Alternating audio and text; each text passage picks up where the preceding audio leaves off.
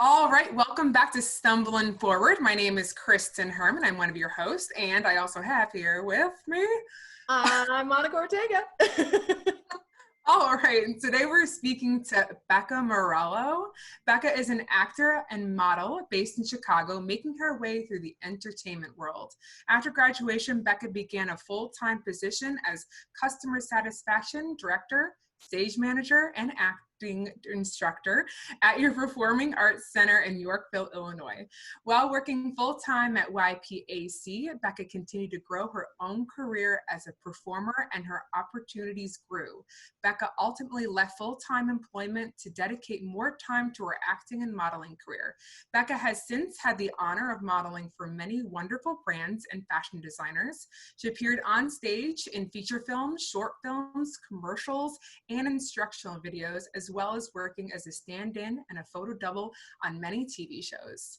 Thanks so much for joining us, Becca. How are you today?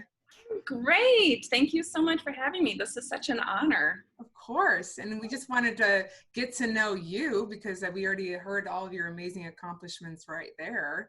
Tell us about yourself. What's going on?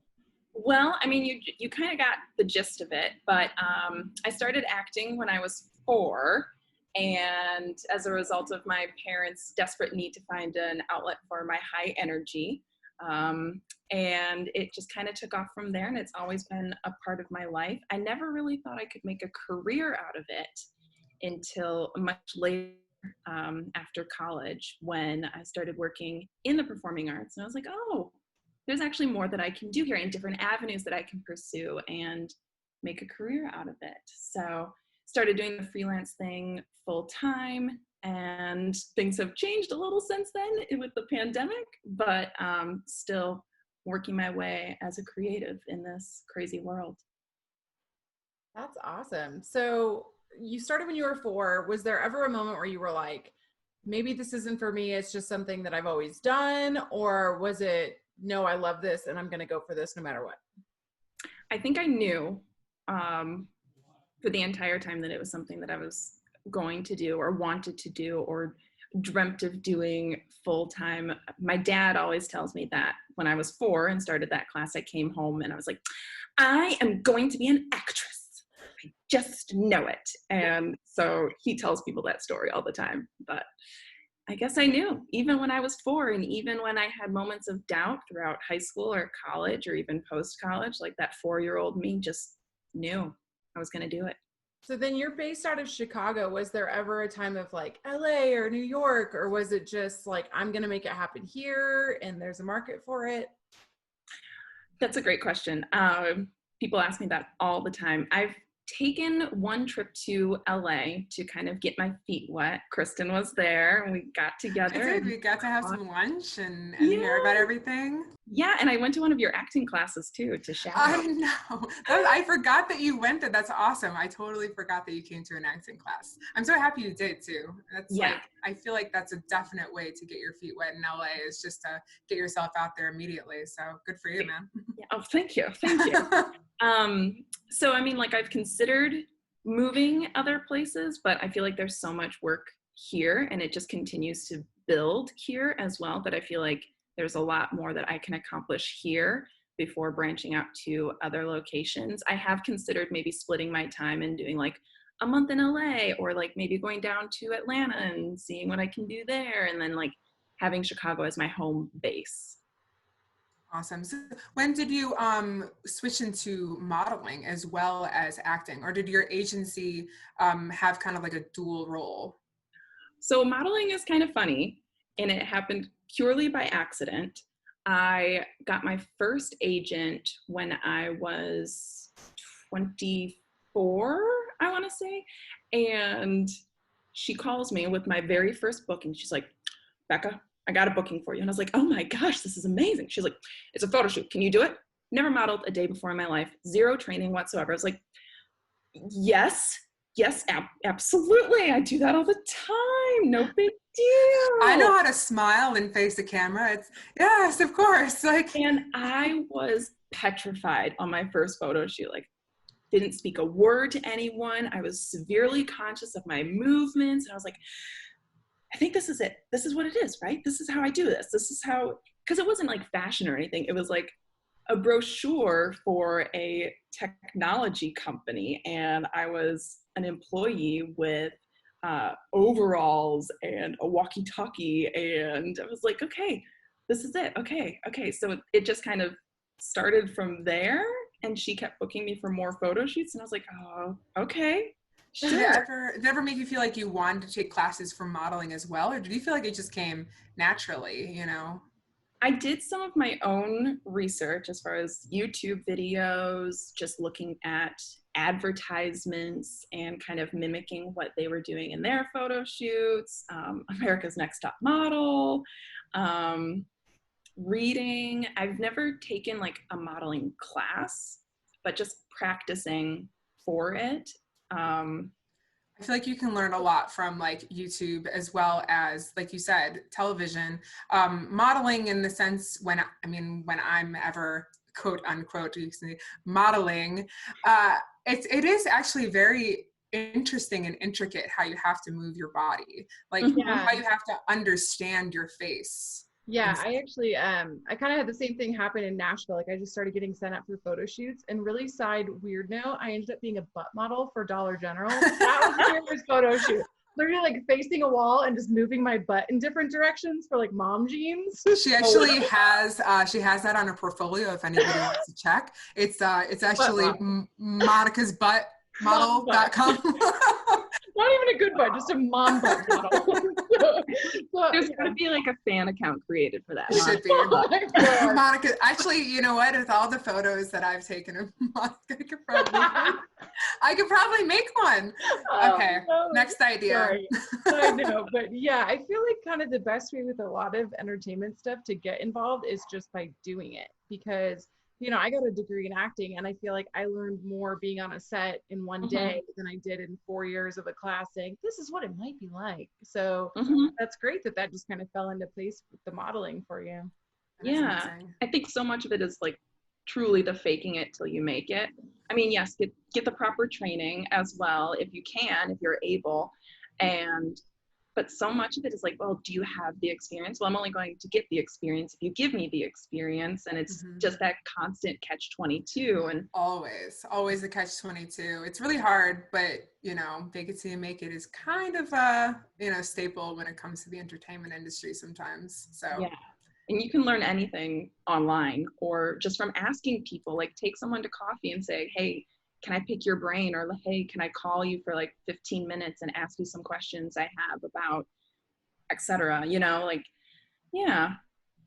Always resources. You just have to get a little creative with it, but you can figure it out. Oh, for sure. Yeah. What was the best gig that you've gotten so far for modeling? Anything exciting or interesting in the sense? There was one, I think the one that got like the most traction was a baby photo shoot that I did. I was a young mom, and they were showcasing like nursing covers and teething necklaces and those types of things. And that ad went on like boxes and in magazines, and they had a blow up of it in Bye Bye Baby, and some of my friends saw it, and so they started sending me pictures of it like, oh my gosh, is this you? And so it was always kind of cool to be seen, you know, and have people be like, this is you, isn't it? Oh my gosh. That's always the best moment, right? And you're just like, oh yeah, that I forgot I did that. That was weird. I remember that. I was a mom for a little bit, like, you know. That's so fun. My plastic baby. Was it a plastic baby? It was. Well, it was weighted. A real baby. Like, oh, okay. It was very lifelike looking, but it was definitely fake. And if you really looked at this, you would know it was not real. But you're just like, I need a real baby. It can't work like this. Excuse me. So I feel like with like the entertainment and creatives in general, it's so much of an up and down in waves. How do you manage, like you've been doing this for so long, so how do you manage those waves and like stay motivated and keep your eye on the prize and all that? Oh man, that's such a great question, because that comes up all the time. There are definitely moments where you're just defeated or hitting a plateau, and it's really hard to keep that going. But I think sometimes you can either take a break and let those creative juices marinate a little bit and see what kind of comes naturally and what's the next big sign out there, like this is what I'm going to do. Or something that keeps me motivated is writing out like a success list. And okay, if I'm feeling stuck, let me write down for like 5 or 10 minutes all of like my great accomplishments. Like, oh man, that first photo shoot, like I was so scared, but I did it. Or that first time I was on set, like, you know, first time I worked with a teleprompter, you know, first time my ad was seen, first time I did professional theater, you know, like write down your successes. And then you find you have this huge list and you're like, wow, you know, I've done a lot. I've done a lot of really amazing things. Where can I go from here, you know? Yeah. And just reminding yourself of how awesome you are can really help propel you into new opportunities when you feel like there aren't any. That's such a good thing of like keeping perspective. And I've even started doing that like literally on like a weekly basis. Like last week I was like, oh, I feel like I was just a bum and didn't do anything. And then I wrote out everything I did and I was like, oh, I did a lot. So, I mean, I think it's so good to check in with ourselves and just make sure like we're reminding ourselves, like you said, how awesome we are and how far you've come. So that's such a good strategy. Yeah. Yeah. I've never thought to write out like just the successes. I guess I've gone through them in my mind, but really seeing them how awesome you are, Kristen. I just don't know. Becca and I remind ourselves daily how great we are. Yeah. I remind myself like in my mind, like I'm like, oh yeah, I did that the other day. Like I made a sandwich. It was great. Writing it out is great though, I think, because then when your self-esteem does kind of plummet, you have literally a reference to look at to go, yeah, I actually am successful. So. That's a great suggestion. I've never even thought of that. Do it, Kristen. Do it today. Okay. I'll email it to you guys later. Like I don't need to see Kristen. I would love to see your list, Kristen. Okay. I'm not gonna make it. So. Well, that's really cool. So what's the next like step? Like I know that COVID kind of, you know, makes things a little funky, but what's your Well, who knows? Who honestly knows? I will say like I've had more bookings this year in a pandemic than I thought I would. So I'm really taking that as huge accomplishments. Trying to think what is on the horizon for me. I started coaching at a modeling and acting studio outside of Chicago in the suburbs. So I'm working with young performers, first-time performers who are just getting their feet wet in the film industry and the modeling industry, and coaching them through all of the basics of getting their new headshots or auditioning for their first agency and going on their first audition, self-tapes, all of that stuff. So that's been a great way to help keep me in touch with the entertainment industry, even though there isn't a lot that's happening right now. I was able to go back to Fargo because I've worked on Fargo as a stand-in and a photo double. I just started watching that show the other day. It's actually, I mean, only it's like episode 2. They're long episodes, but really good. Because I thought the first episode was like a finale episode. It was just, I was like, this is the first episode. It's just, there's so much happening and it's a really good show. So cool that you're on that. That's amazing. Yeah, but we started that just before we were almost done with it just before the lockdown happened. And so we were able to go back and finish it in September for like a week. Okay. And then that was done and I started coaching. I also work as a standardized patient. So I act out different medical scenarios for med students. And they have the chance to interact with a person without it being like a real patient, you know? Yeah. And then I give them some feedback on it and the professors give them feedback on it because it's all filmed and recorded. And that's been able to work remotely as well. So that's kind of always something I've got in my back pocket. And we'll see what happens. I mean, everything's reopening slowly, but it is starting to kick back up again. So yeah. Do you feel like teaching at least is kind of it brings you back to your roots of when you started? So in like feeling like you're like, okay, I remember that and I remember how that felt when I had to learn that or something. Do you feel like it's kind of always brings you back? Totally, yeah. And it just reignites your passion for it too, because especially with these kids, they're so new to it. They don't really know too much. And you just like, oh man, like they have the, like that beginner's passion, you know, which never really fades, but it's like, they're like, wow, everything is just so bright and shiny. And you're like, yeah. And you want to just keep doing more and be able to offer them more. So it's been a really great way to help inspire me as well to keep going with my own career so that I have more to offer them as I coach them on their own career. That's awesome. So what advice would you have for these young performers or for somebody that's like thinking about getting into this? What we tell our students on their first day of class is keep going. Just keep going. Like, it's going to be messy. It's going to be hard. You might hear a lot of no's. You will definitely hear a lot of no's. It might take a while for you to land your first agent, land your first job. It's not indicative of your talent or what you have to offer. Everyone has something that's unique to offer, even if there are like, oh my gosh, everyone looks like me, which is something I've run into, ironically. Yeah, I'm surprised. A redhead, I was like, I feel like you're very unique in your style, Redheads you know. are hot right now. Oh, you know, I'll have to tell every redhead I know. I'm like, guess what? They're all over the place. They're all over the place. There's none in Denver. We looked on the acting agencies. I told Steve he could have a good career here. He's a redhead. And I was like, there you go. He's the only redhead. So you got to get on this. You got to get on it right now. Yes. Yeah. Oh, that's great. Good to know. There's no Hispanic females out here. So when I have to do it, yes, please. That's awesome. My God. Yeah. But yeah, I just tell them, like, whatever you bring to the table is so unique, and no one will be able to do it just the same way that you do, even if you have the same type of copy as like 30 other actors. Like, no one's going to interpret it the same way you do it. Like, this is such an independent type of career path. Like, you have so much power and creativity. You really know no bounds with it. Like, you just have to keep going, and eventually it'll click. You'll find your place. Yeah.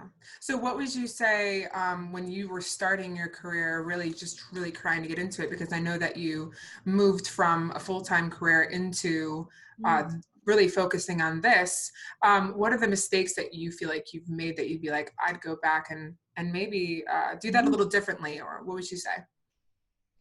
I would start sooner, which kind of is, it's a blessing and a curse that I started at the time that I did, because I wouldn't have had the same kind of confidence maybe if I had started earlier, if that makes sense. Like, everyone's journey is their own. So I believe everything happened in the way that it was meant to happen for me. There are moments where I'm like, man, I wish I would have just like mustered up enough courage and like went for it when I was maybe in high school or starting off in college. Like, I could have had more traction by now. And so I guess ultimately I would say, like, start before you think you're ready, you know, because you just got to get into it. You just got to go for it. You're going to learn so much, and that's the most valuable part of it. Yeah. What was the moment where you were like, I can do this full time? Because I feel like that's such a scary thing for any entrepreneur, because we're so used to doing 12 side hustles because we're terrified to make the leap. So what was it that in your mind you were like, this is the time? Yeah, that's good. Well, the job that I was working at full-time at the Performing Arts Center right after college ended up having some managerial issues behind the scenes and created a stressful environment for me, and remember talking to my parents about, they're like, you just need to leave, you need to move on and do something else. I was like, I have no idea what else I would do besides, you know, working as an admin in a performing arts center, you know, like, it's kind of within my field, but it's like not within my field. They're like, just do something. And one of my coworkers at the time, she was really well versed in the entertainment industry, and she had done lots of bookings, and she was kind of a guiding factor in me transitioning out of that full-time work environment to being more of a freelance entrepreneur. And she's like, you can totally do it here. I'm going to show you what I know. And so she was really influential in helping me make that transition too. And I just realized that I was so stressed out, burnt out at 24, and I didn't want to live my life like that. And I was also teaching students at the time, acting students, and they kept asking me, well, what kind of experiences have you had? And I hadn't any, really. Mm-hmm. And, well, we really want to go out and do this. And I was like, oh man, like these kids, they're so excited about this, man. Maybe I wish I could be like them, and I wish I could do that. And so I kind of just had that moment. I had like that mental quarter life crisis moment. And I was like, you know what? I'm just going to go for it. Let the chips fall where they may. We'll see what happens. At the very least, I'll say I had gone for it. So in your career, where do you see yourself in 5 years? Ooh, that big question. Well, my ultimate goal is to star on a Netflix show, some type of dramedy where it's got Netflix specifically, or can it be like Hulu, HBO, any like streaming, or do you like Netflix? Because I mean, I like Netflix. I feel like Netflix is the most popular, and so if my goal is to reach a wide audience, like, I've got to go for where the people are, and I feel like the people are on Netflix. I like the specificity as well of Netflix, like making sure, like, because we're all about, you know, I think the visualization and manifestation. If you're thinking about that, it's good to be specific. Do you have a vision board? Do you have Netflix on there? I do. I have. Oh my God, that's awesome. And in the middle, it says the year's biggest breakout TV star. Nice. I love that. Very nice. So that's my goal 5 years from now. All right. Love it. I love it. We'll see. Oh. Cool. Well, anything else you want to share with people while we have you on here? Whatever you're thinking of doing, go for it, because now is the time to do it. Love it. Love it. Thank you so much, Becca. Thank you for being on. Thank you for talking about your journey. And like, you know, I think that making the leaps that you have is just, it's awesome. You know? Thank you. People are stuck in that, wanting to leap and not doing it. So it's super brave and inspiring that you've done it. So thank you. Where can people find you if they want to follow your career and all that good stuff? Oh, well, that would be delightful. You can find me on the gram, Instagram, just Becca Morello. That's pretty much where I hang out the most. I do have a website, beccamorello.com. That's pretty much the main ones. Yeah.